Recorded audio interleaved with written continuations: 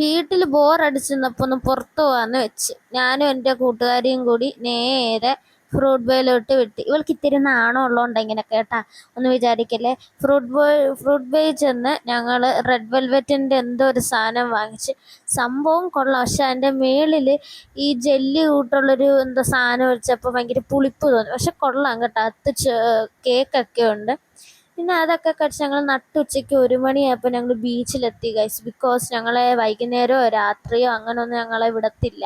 അതുകൊണ്ട് ഞങ്ങൾ നട്ടുച്ചയ്ക്ക് വന്ന് ആ ഇരുന്ന സ്ഥലത്ത് നല്ല വെയിലടിച്ചുകൊണ്ട് മൂട് നല്ലോണം പോയിട്ടുണ്ട്. പിന്നെ അവിടെ നിന്നൊരു ഓട്ടോ പിടിച്ച് ഞങ്ങൾ നേരെ വീട്ടിലേക്ക് യാത്രയായി. ഈ ചവച്ചുകൊണ്ടിരിക്കുന്ന സാധനം ഞങ്ങൾ അവിടെ നിന്ന് മേടിച്ച സ്പ്രിങ്കിൾസ് ആണ് ഗൈസ്. സ്പ്രിങ്കിൾസ് 125 രൂപയാണ്. പക്ഷെ ഞാൻ ചോദിച്ചുകൊണ്ട് ഡിസ്കൗണ്ട് തന്നു.